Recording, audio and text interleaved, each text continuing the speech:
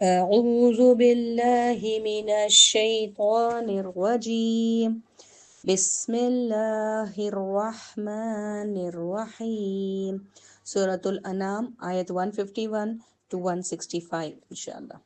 قل تعالوا أتل ما حرم ربكم عليكم ألا تشركوا به شيئا وبالوالدين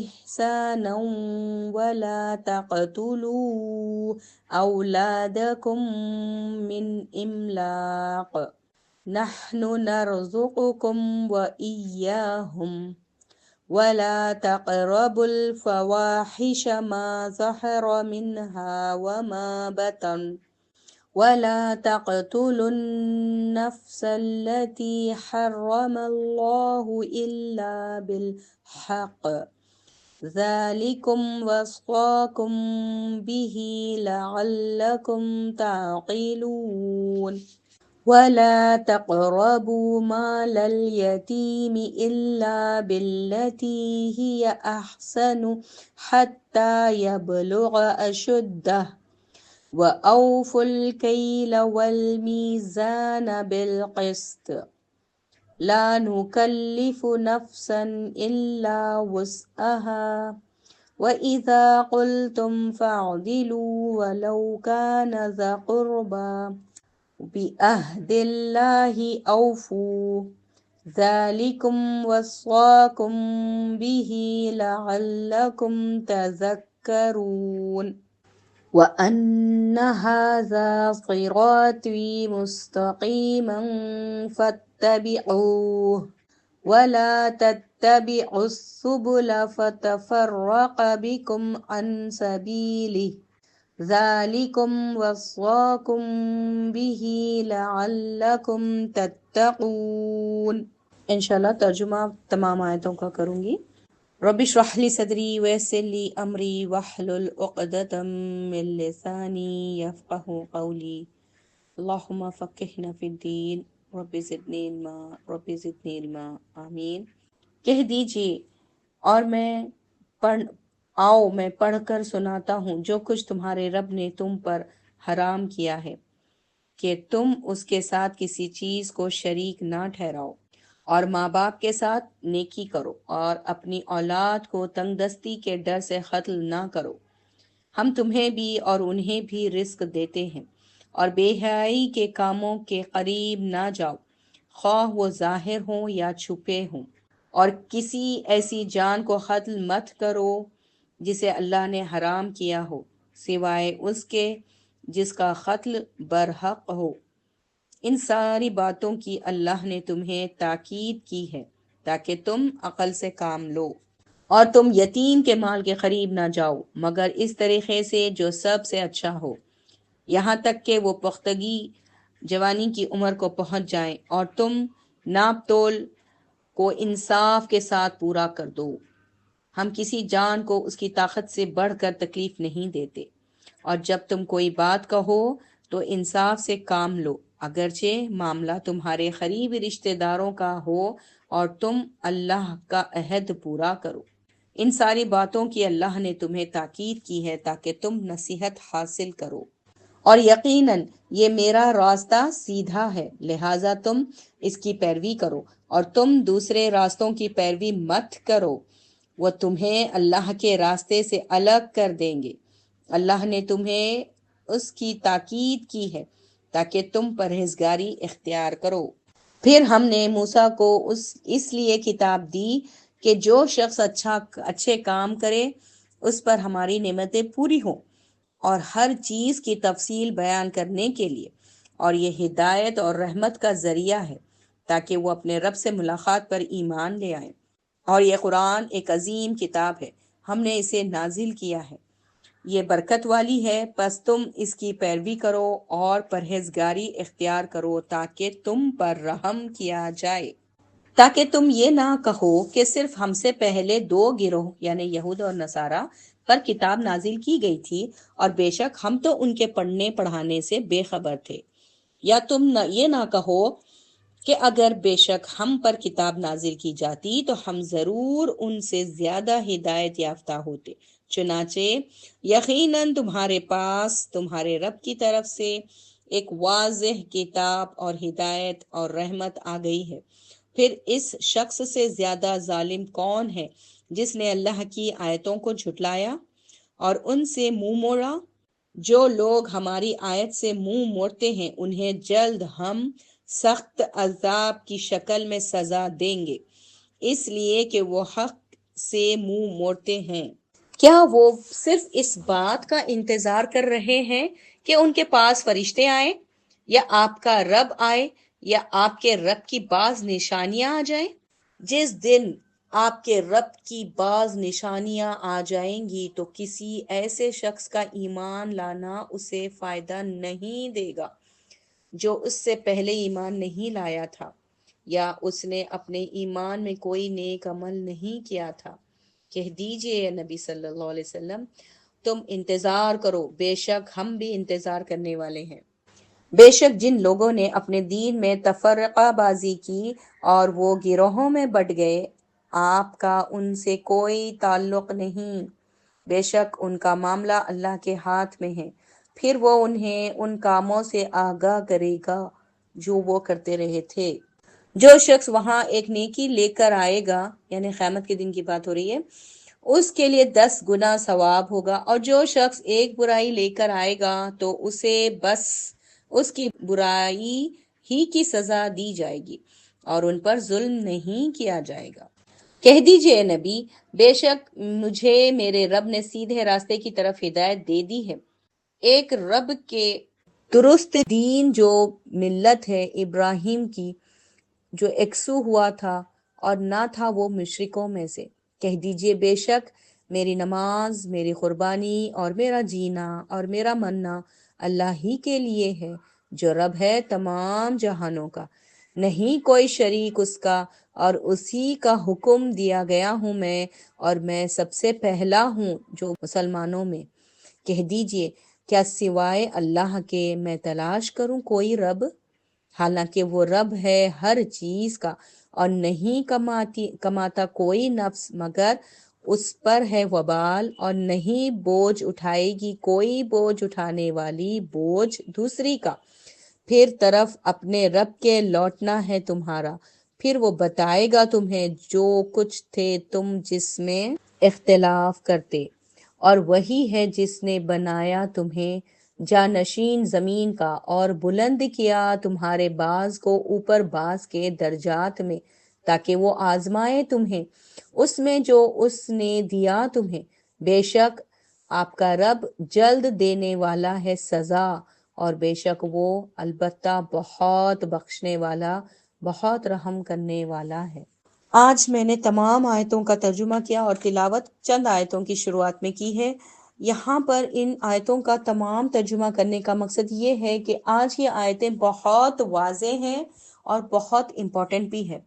اس کی تفسیر کے ڈیپتھ میں جانے سے پہلے انشاءاللہ ابن عباس رضی اللہ عنہ کی ایک حدیث کو جو انہوں نے روایت کی ہے اس کو میں یہاں کوٹ کرنا چاہوں گی، کہ ان کا قول ہے، ابن عباس رضی اللہ عنہ کا قول ہے کہ وہ کہتے ہیں اگر کسی بندے کو یہ جاننا ہو کہ نبی کریم صلی اللہ علیہ وسلم کہ وہ صحیفے دیکھیں جن پر آپ صلی اللہ علیہ وسلم نے مہر لگائی ہے تو وہ ان آیتوں کو پڑھ لیں، یعنی کہ ان آیتوں میں جو احکامات دیے گئے ہیں اس کی صداقت، اس کا سرٹیفکیٹ آپ صلی اللہ علیہ وسلم نے دیا، اور یہ اس بات کا بولنے کا وجہ یہ ہے کہ ان آیتوں کی امپورٹنس بتا دی جائے۔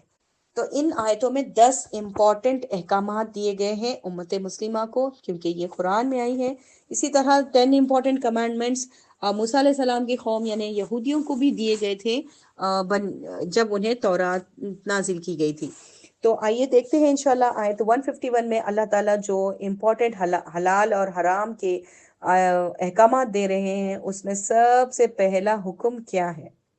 اور ان آیتوں کو پڑھنے سے پہلے یہ بات اپنے ذہن میں کلیئر کر لیں کہ جب سے دنیا بسی ہے تب سے اس زمین پر ہمیشہ دین اللہ ہی کا رہا اور وہ دین اسلام ہی تھا، بٹ حالات، ٹائم پیریڈ اور قوموں کے انٹلیکچوئل لیولز کے اکارڈنگ شریعت مختلف نازل کی گئی. تو جیسے کہ ان آیتوں میں آگے آپ کو موسیٰ علیہ السلام، ابراہیم علیہ السلام کا بھی ذکر آئے گا. تو یہ بات اچھے سے ذہن نشین کر لیجئے کہ تمام انبیاء اور رسول مسلمان تھے. جو ان پر ایمان لے آیا اس زمانے میں وہ بھی مومن ہی کہلائے. اور لیکن ان لوگوں کے حالات، ان کے دور کے حساب سے، ان کے ٹائم پیریڈ کے حساب سے ان کی شریعت مختلف تھی. ٹھیک ہے، ہمیشہ سے اللہ کا دین ہی زمین پر نافذ رہا.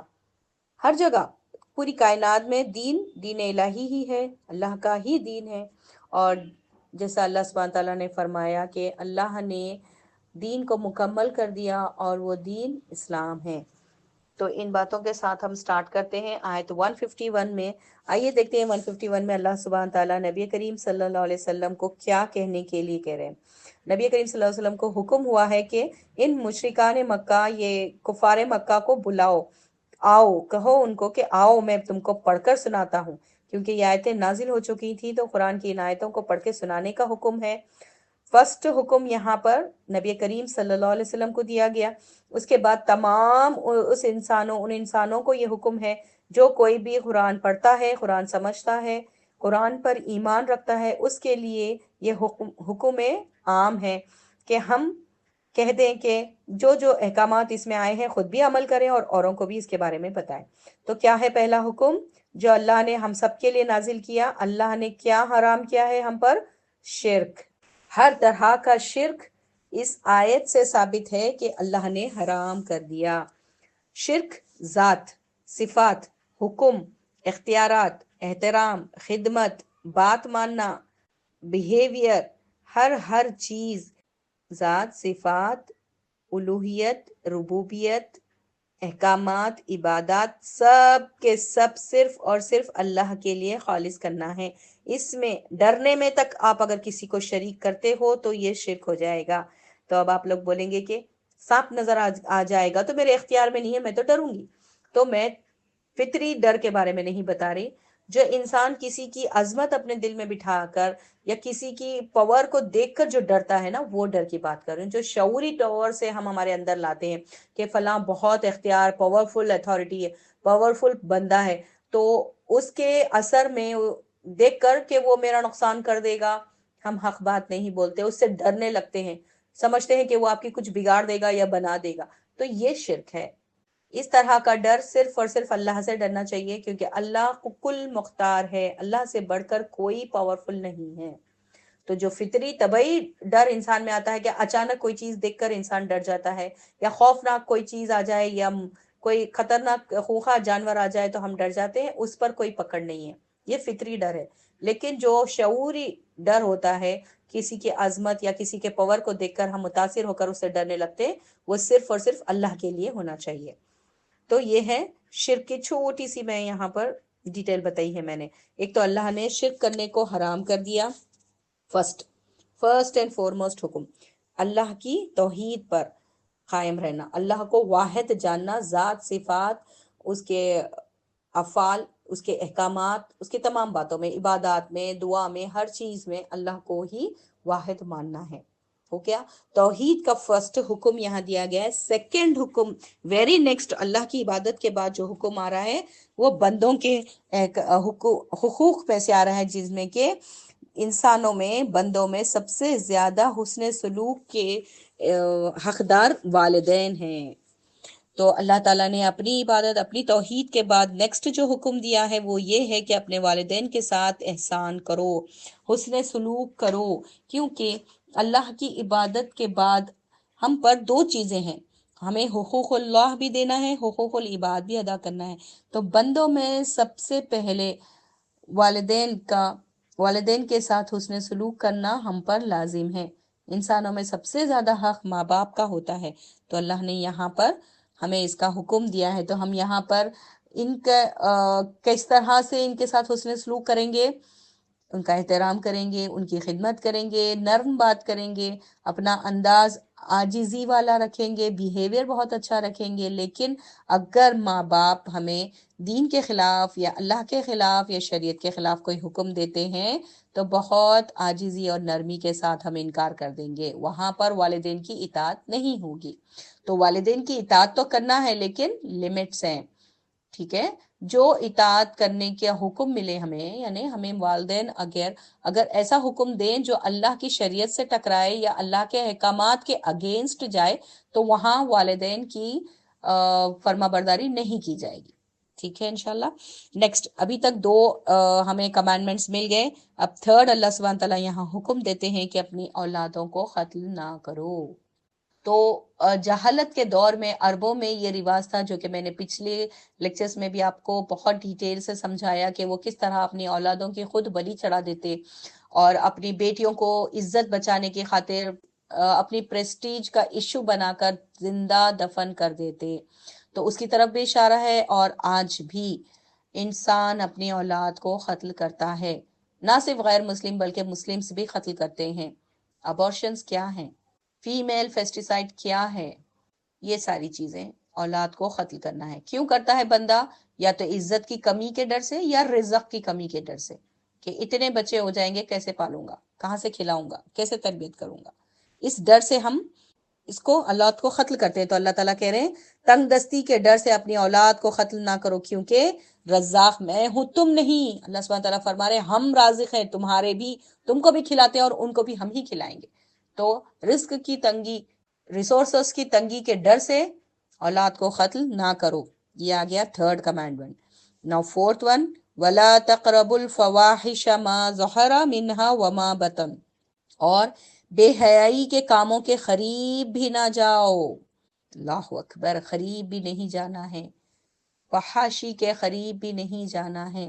اب یہاں پر فحاشی کو تھوڑا سا میں ڈیفائن کروں گی، ہو سکے تو نوٹ ڈاؤن کر لیں۔ فحاشی کیا ہوتی ہے؟ ہر وہ برائی جو آپ کو نڈر بنا دے، ہر وہ برائی جو آپ کو نڈر بنا دے اور آپ کا ضمیر مر جائے، اور دوسروں کو بھی آپ بلائیں اور وہ کام کی دعوت دیں، یا دوسروں کو آپ متاثر کریں، دوسرے دیکھ کر انفلوئنس ہوں، یہ تمام چیزیں فحش ہے، فحش ہے۔ تو کوئی پکچر دیکھ لینا اور بے دریغ طور سے اپنے دوستوں میں، اپنے ٹیچرز سے، اپنے پیرنٹس سے، ہر جگہ اس کا ذکر کرنا کہ میں نے یہ فلاں فلم فرسٹ شو میں دیکھی ہے، آپ بھی دیکھو بہت زبردست فلم ہے۔ یہ فحاشی ہے۔ کیوں؟ کیونکہ یہ برائی ہے، یہ اللہ کو پسند نہیں ہے، یہ حرام ہے، اور اس کو آپ بنا کسی ڈر کے نڈر ہو کر کر رہے ہو، بار بار کر رہے ہو، آپ کا ضمیر اس پہ ملامت نہیں کرتا، آپ کو بالکل ڈر نہیں لگتا، اور کھلے عام اس کی دعوت آپ دوسروں کو دے رہے ہو، دوسروں کو بھی انفلوئنس کر رہے ہو، تو یہ فحاشی ہے اور یہ حرام ہے۔ اللہ نے آیت کیسی سٹارٹ کی؟ نہ کرو یہ کام۔ تو یہ اور ایک کمانڈ ہمیں یہاں مل گیا کہ فحاشی نہ پھیلاؤ، چاہے وہ چھپی ہو یا ظاہری ہو۔ یہاں جو میں نے اگزامپل دیا فلمز کا، یہ ظاہری فحاشی ہے، اور چھپی ہوئی فحاشی کیا ہوتی ہے آپ سب سمجھ سکتے ہیں۔ دل کا زنا، آنکھوں کا زنا، اندھیرے کمرے میں چپکے سے رات کے سناٹے میں موبائل کے ذریعے کسی نامحرم کو میسج کرنا، ویڈیو کال پہ بات کرنا، یا کسی کی کوئی فلم دیکھنا، یا کسی کا کوئی ویڈیو دیکھنا، so and so etcetera etcetera, یہ ساری چھپی ہوئی فحاشی ہے۔ ہر ظاہر اور باطن کا جاننے والا رب ہے، تو رب سے حیا کریں، رب سے ڈریں، یہ حرام ہے۔ نیکسٹ اللہ سبحانہ تعالیٰ فرماتے ہیں وَلَا تَقْتُلُوا النَّفْسَ الَّتِي حَرَّمَ اللَّهُ، اللہ نے جن نفسوں کو، جن جانوں کو قتل کرنا حرام قرار دیا ان کو قتل نہ کرو۔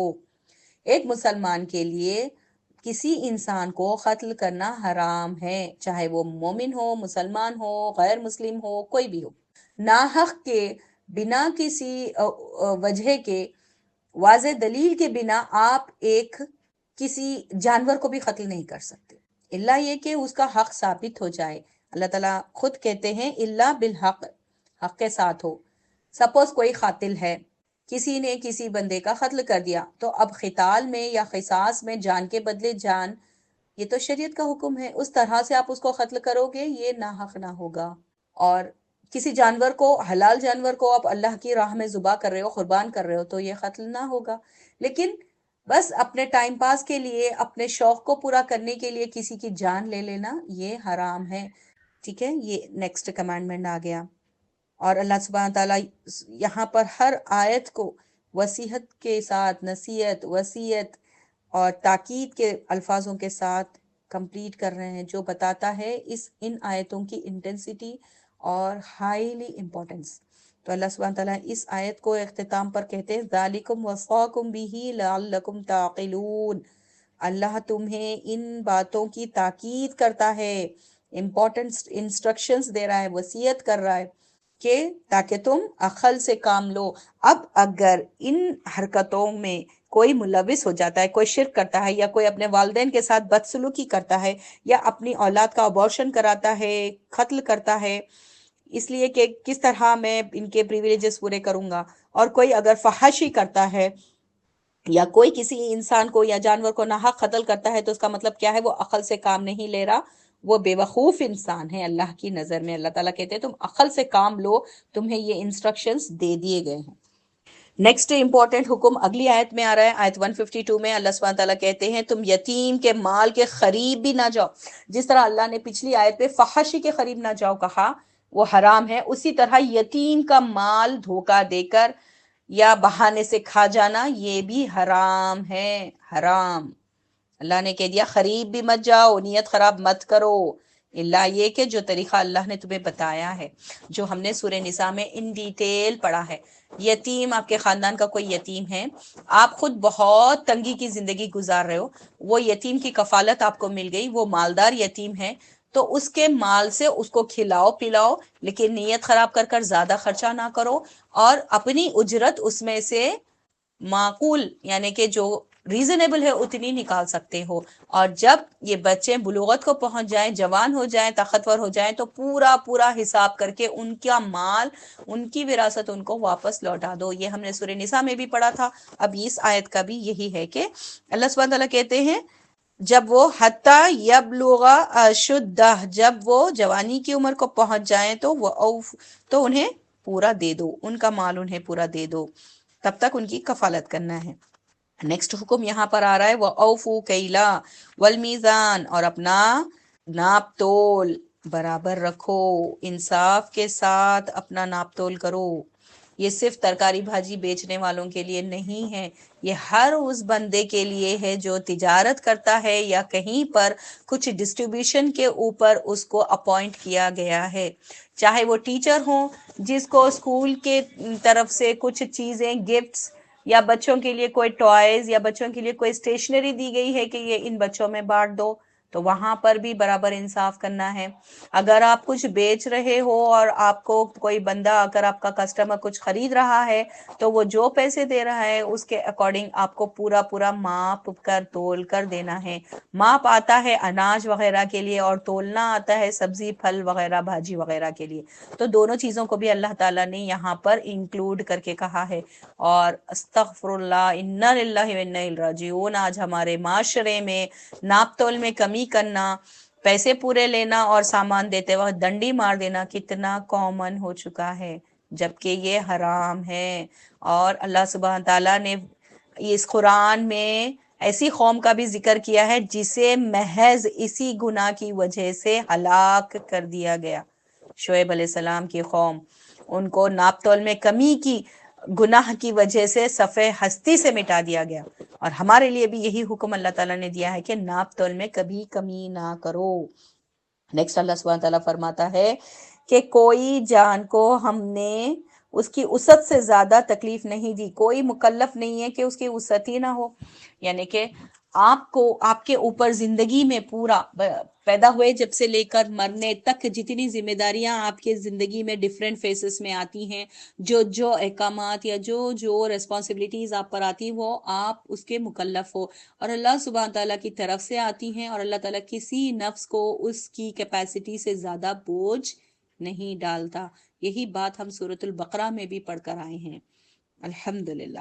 تو یہ اندر کمانڈمنٹ ہمیں مل گیا. اور اللہ سبحانہ تعالیٰ فرماتے ہیں وَإِذَا قُلْتُمْ فَعْدِلُوا وَلَوْ كَانَ ذَا قُرْبَى، یعنی کہ اور جب تم کوئی بات کہو انصاف سے کام لو، اگرچہ معاملہ تمہارے قریبی رشتہ داروں کا ہی کیوں نہ ہو۔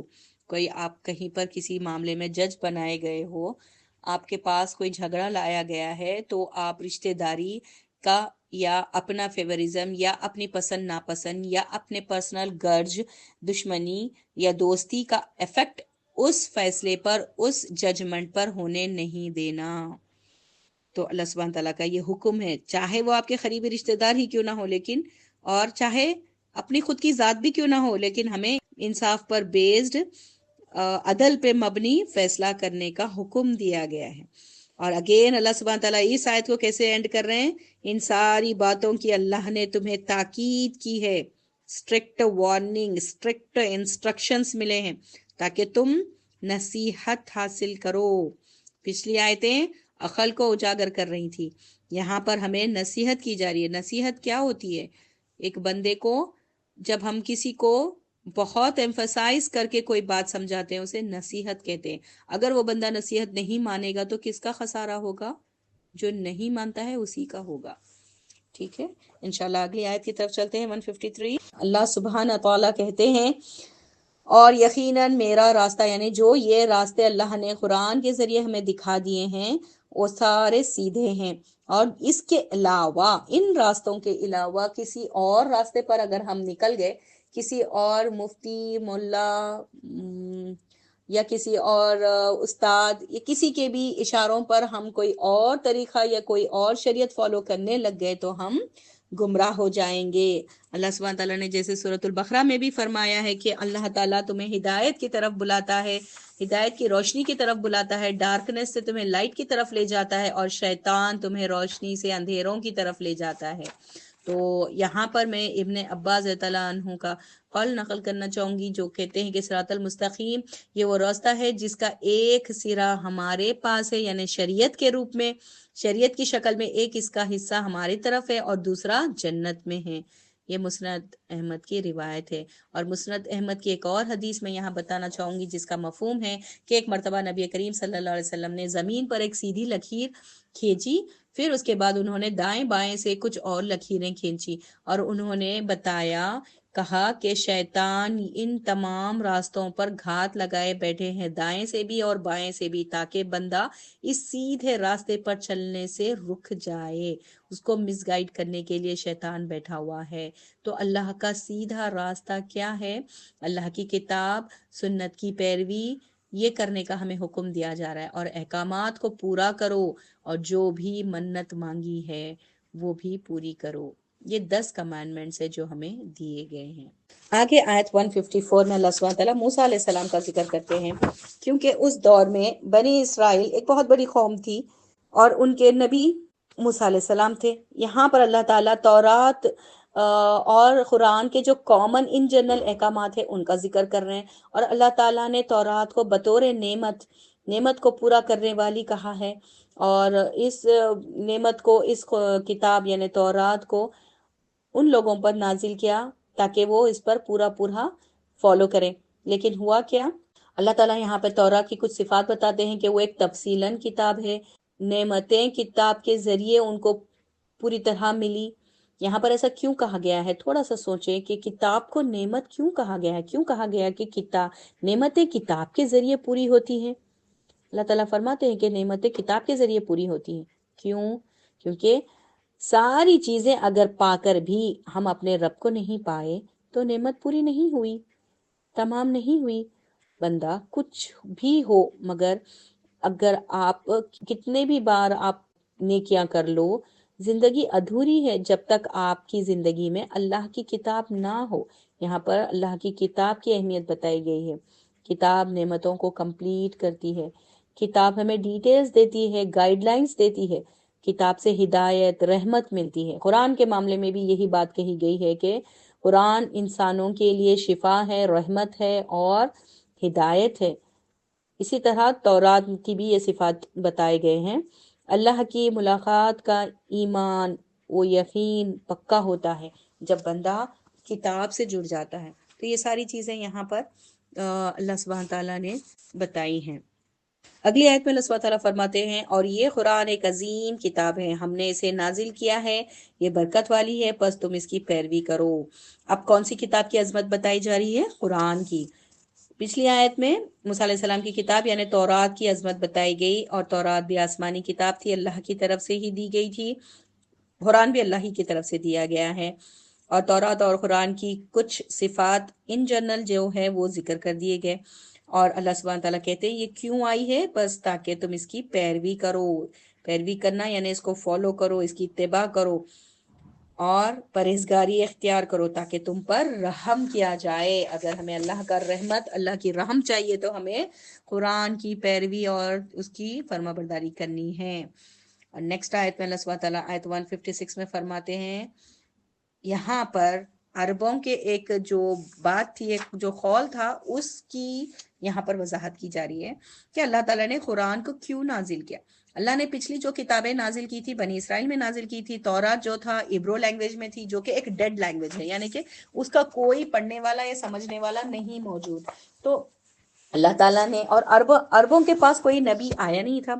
یہ جو پرٹیکولر عرب پیننسولا میں آپ صلی اللہ علیہ وسلم کو اللہ تعالیٰ نے مبعوث فرمایا، وہاں پر ان کے بیچ میں کوئی انبیاء رسول آئے نہیں تھے، انہیں پتہ نہیں تھا، یہ قوم کو کوئی کتاب بھی ابھی تک نازل نہیں ہوئی تھی۔ تو اللہ سبحانہ تعالیٰ یہاں پر اہل عرب جو وہ بولتے تھے کہ ساری زبانیں عجمی ہیں اور عبرو تو ایک مردار لینگویج ہم نہیں جانتے، تو اس میں ان کو یہاں پر کہا جا رہا ہے کہ دیکھو اللہ نے تم کو بھی کتاب دے دی ہے اور تمہاری خود کی لینگویج میں دی ہے۔ عربک ان کی خود کی لینگویج تھی، اب ان کے پاس کوئی دلیل نہ تھی کہ جو مکی دور کے آخری دور میں جو یہ صورت نازل ہوئی ہے، تو وہاں اس دور کے کفار اور مشرکین کے پاس اب کوئی دلیل موجود نہ تھی کہ وہ کہتے کہ ہمارے پاس تو کوئی ہدایت آئی نہیں، اگر ہمارے پاس ہدایت آئی ہوتی تو ضرور ہم اس کی پیروی کرتے۔ اور ان کا کیا رویہ تھا؟ تو اللہ سبحانہ تعالیٰ یہاں پر ان کے رویے بتا رہے ہیں کہ یہ آپ لوگ نے پچھلے بھی آیتوں میں سنا ہے کہ قریش کا رویہ کیا تھا، ان کا عمل کیا تھا، وہ خود بھی ایمان لانے سے رکتے اور اوروں کو بھی روکتے تھے۔ اب یہاں پر اس آیت کے ذریعے اللہ سبحانہ تعالیٰ قریش پر حجت تمام کیے جا رہے ہیں کہ اب کس بات کا انتظار کر رہے ہو؟ کتاب بھی آ گئی، نبی بھی آ گئے، موجود ہے، کیا اب تم قیامت کی علامتوں کا انتظار کر رہے ہو؟ جو اللہ سبحانہ تعالیٰ نے کہا نا فرشتے نازل ہو جائیں یا آپ کا رب آ جائے یا قیامت کی نشانیاں آ جائیں، جو نشانیوں کا یہاں ذکر ہو رہا ہے وہ قیامت کی نشانیوں کا ذکر ہے۔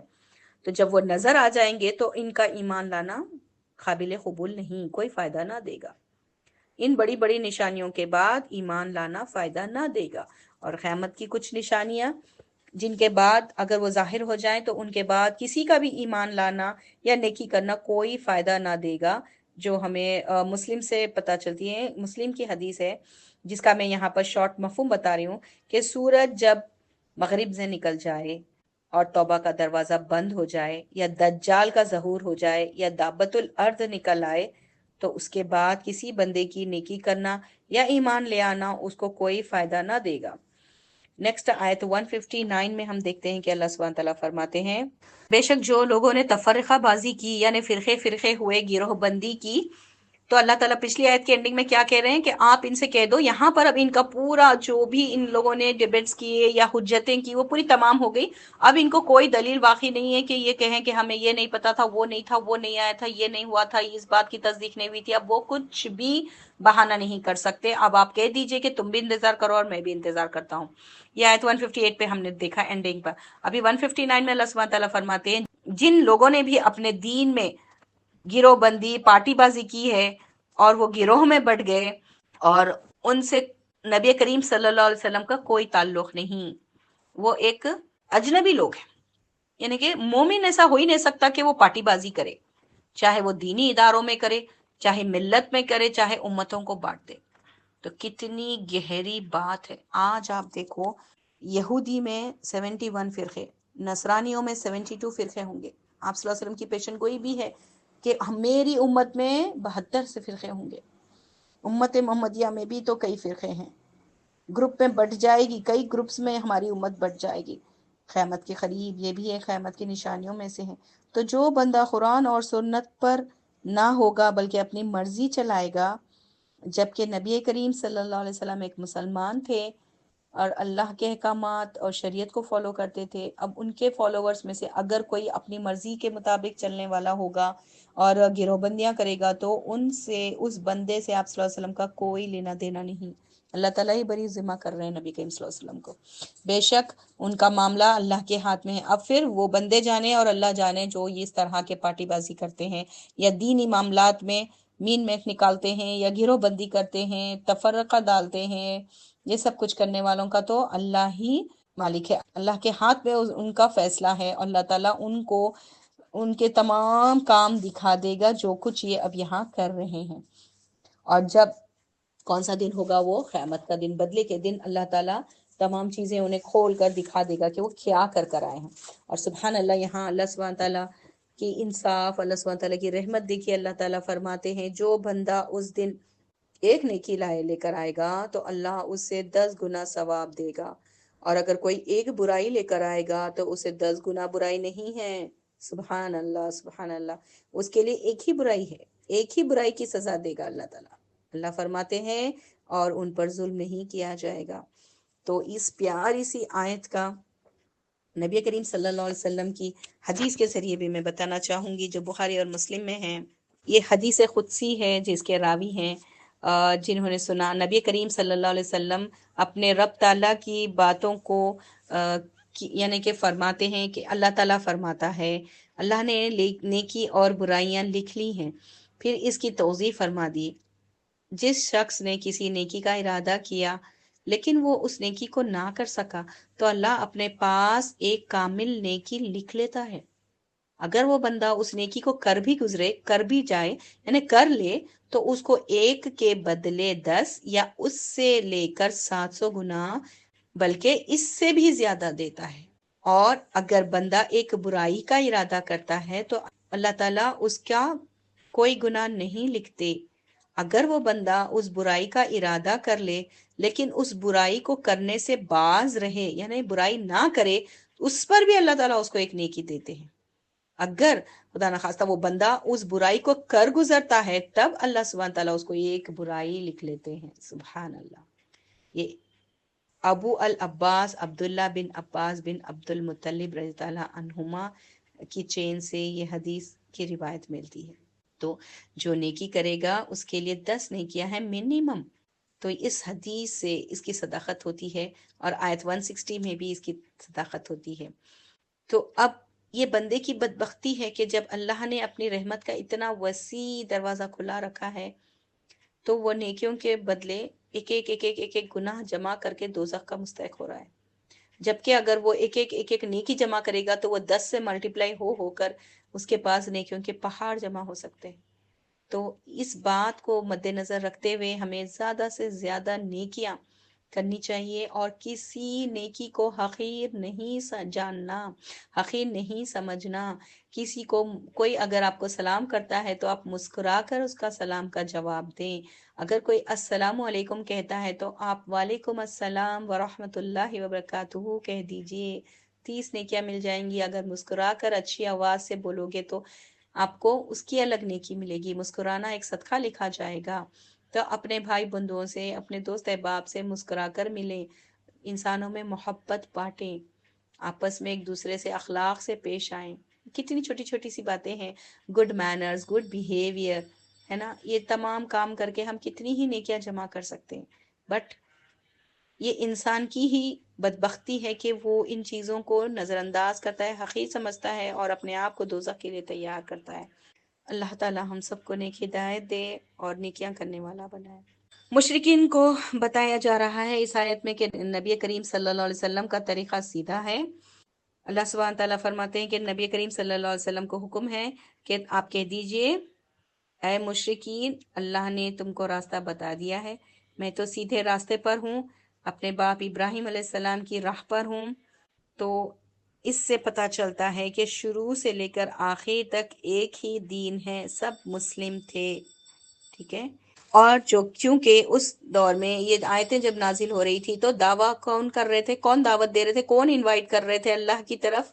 سب کو آپ صلی اللہ علیہ وسلم انوائٹ کر رہے تھے، تو جو دائی ہوتا ہے سب سے پہلے اس کو اسلام لے آنا، وہ پکا سچا مسلمان ہونا بہت ضروری ہے. اسی لیے آپ صلی اللہ علیہ وسلم کو یہاں پر حکم ہے کہ آپ اعلان کر دو وَأَنَا أَوَّلُ الْمُسْلِمِينَ.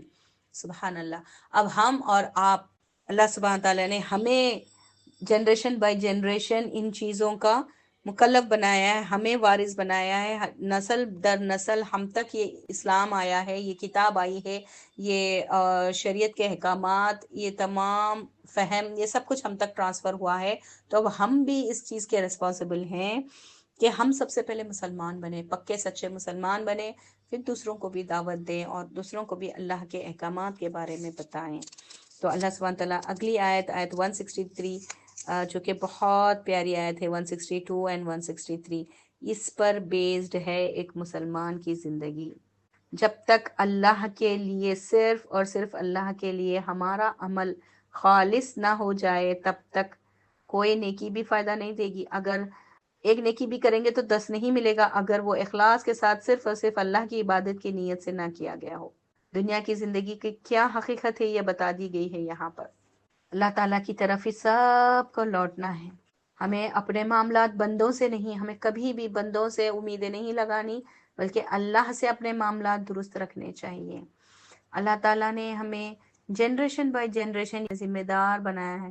جو اگلی آیت 165 میں اللہ تعالیٰ خلائفہ جو کہتے ہیں نا، تو یہ ہم خلیفہ بنائے گئے ہیں، یہ ٹرانسفر ہو رہی ہے ذمہ داری، تو اس کو پوری طرح ہمیں نبھانا ہے. تو آئیے دیکھتے ہیں پہلے اس آیت کو. اللہ تعالیٰ فرماتے ہیں کہہ دو بے شک میری نماز پڑھتے وقت کوئی ریاکاری نہیں، کسی کو امپریس کرنا نہیں، صرف اللہ کو امپریس کرنا ہے. اور قربانی دیتے وقت کوئی بوسٹنگ نہیں، صرف اللہ کی رضا اور اللہ کے حکم کو پورا کرنے کے لیے. اور جینا مرنا اللہ ہی کے لیے ہو جو رب ہے تمام جہانوں کا. اور شرک بالکل نہیں کرنا، اور جو اللہ کا حکم ہو گیا بس اس پر ڈٹ جاؤ اور پکے سچے فرسٹ فورموسٹ مسلمان بن جاؤ. پھر نبی کریم صلی اللہ علیہ وسلم کو حکم ہے کہ کہہ دو کہ کیا میں کوئی اور رب تلاش کروں، حالانکہ ہر چیز مجھے میرا رب دیتا ہے. اور جو کوئی بھی، یعنی کہ ڈکلیئر کر دو. وہ اب مشرکین مکہ بحثوں میں پڑے ہیں تو پڑے رہنے دو، نہیں مانتے تو نہ مانو. تو اس سے ہم سب کو بھی ایک مورل پوائنٹ ملتا ہے، ایک عمل پوائنٹ ملتا ہے کہ ہم بھی جب کسی کو دین کی طرف بلائیں، توحید کی طرف بلائیں، شرک سے نکالنا چاہیں، تو آپ کے فہم، آپ کی استطاعت، آپ کی حکمت کے لیول پر جا کر آپ اس کو عاجزی سے، محبت سے، پیار سے اس کو سمجھائیں، اس گندگی سے نکالنے کی کوشش کریں. اگر وہ نہ مانے تو آپ جھگڑا بحثوں میں نہ پڑیں، آپ کہہ دیں مجھے اللہ کا یہ حکم ہوا، میں مانتا ہوں، میں مسلم ہوں، پوری طرح میں اللہ کا حکم مانتا ہوں، کیونکہ اللہ رب العالمین ہے، میں اللہ کے سوا کسی کو شریک نہیں کرتا. آپ کرتے ہو تو کر لو، آپ کا عمل آپ جانو، میں نہیں کرنے والا، آپ کے ساتھ میں نہیں ملنے والا اس کام میں. اور دوسرا ہم یہ وارننگ بھی دے دیں کہ ہر انسان جو کچھ بھی کماتا ہے اس کا وبال اس کے اوپر ہی ہے. یعنی کہ جو لوگ ان برائیوں سے نہیں نکلنا چاہتے تو ان کے اعمال کا وبال ان پر ہے، ہم پر نہیں ہوگا. جس کا وبال اسی کے اوپر ہے وہ خود مکلف ہے، اور کوئی دوسری جان کسی دوسری جان کا بوجھ یعنی گناہوں کا بوجھ یہ نہیں اٹھائے گی، جس کا اسی کو بوجھ اٹھانا ہے. پھر ہمیں سب کو لوٹ کر اللہ ہی کی طرف جانا ہے. دنیا کی حقیقت بس اتنی ہی ہے. کیوں ہم دنیا میں آئے؟ جو کچھ بھی ہمیں ملا ہے وہ کیا ہے؟ امتحان ہے. چاہے تکلیف ملو ہماری آزمائش، چاہے راحت ملو ہمارا امتحان. جو کچھ بھی دیا گیا ہے اس کا اللہ سبحانہ تعالیٰ حساب لے گا. آپ لوگ سورۃ الرعد آیت نمبر 6 میں بھی اس کی وضاحت دیکھ سکتے ہیں، جو آیت 165 کا میں کہہ رہی ہوں. دنیا کی حقیقت کیا ہے؟ یہ ٹیمپروری ٹھکانہ ہے، صرف کچھ دنوں کی مہلت دی گئی ہے ہمیں. پھر ہمیں یہاں پر جو یہ خلیفہ بنایا گیا ہے، جو عزت بخشی گئی ہے، جو مومن بنایا گیا ہے، مسلمان بنایا گیا ہے، اہل کتاب بنایا گیا ہے، علم والا بنایا گیا ہے، جو درجے ہمیں ملے ہیں، یہ سب کچھ ہمیں کہاں یوز کرنا ہے؟ آخرت کے فائدے اٹھانے کے لیے یوز کرنا ہے. کسی کو علم کی دولت سے اللہ سبحانہ تعالیٰ نوازتا ہے تو یہیں پر بہت بڑے عالم صاحب، مولانا یا عالمہ کہلا کر اپنے اعمال کو ضائع نہ کریں، آخرت کے لیے بچا کر رکھیں، چھپ چھپ کر اپنے آپ کو اصلاح کرتے رہیں اور اپنے اعمال کی حفاظت کریں. دنیا میں بوسٹنگ کر کے یا فیمس ہونے کے لیے یا نام کمانے کے لیے یا پیسہ کمانے کے لیے یوز کرو گے تو آخرت میں خالی ہاتھ ہو جاؤ گے. تو دنیا کی حقیقت بہت حقیر ہے، بہت حقیر ہے، ایک مچھر کے پر کے برابر بھی نہیں ہے یہ دنیا کی نعمتیں۔ تو ان ٹیمپروری اور حقیر سی نعمتوں کے بدلے آخرت کے سودے نہ کرو۔ سبحان اللہ، آج ہم نے سورۃ الانعام اللہ تعالیٰ کے حکم اور اللہ کے اذن اور اللہ کی مدد سے مکمل فرما لیا۔ اللہ سبحانہ تعالیٰ ان صورتوں میں جو جو احکامات اور جو ڈوز اینڈ ڈونٹس کا اللہ نے ڈسکرپشن دیا ہے اس پر عمل کرنے والا ہمیں بنا دے۔ بہت پیاری صورت ہے، آپ سب سے ریکویسٹ کروں گی ایک بار پھر سے اس کو گو تھرو کریں اور اس کے امپورٹنٹ پوائنٹس بنائیں۔ ہر لیکچر میں جو مورل پوائنٹس یا ٹیک اویز دیے گئے تھے ان کی لسٹ بنائیں اور اس پر عمل کرنے کی اللہ سے توفیق مانگے، کوشش کریں اور عمل کر گزریں۔ یہی اعمال ہے، یہی کوششیں ہیں، یہی ہماری نیتوں کا اخلاص ہے جو اللہ سبحانہ تعالیٰ ہمیں اس کا ریوارڈ آخرت میں دے گا۔ بے شک اللہ تعالیٰ سے ہم دنیا کی حسنہ اور آخرت کی حسنہ دونوں مانگتے ہیں۔ ربنا آتنا فی الدنیا حسنہ وفی الآخرۃ حسنہ وقنا عذاب النار، ربنا وتب علینا انک انت التواب الرحیم، رب زدنی علما، آمین یا رب العالمین۔ سبحانک اللہم بحمدک، نشہد ان لا الہ الا انت، نستغفرک ونتوب الیک۔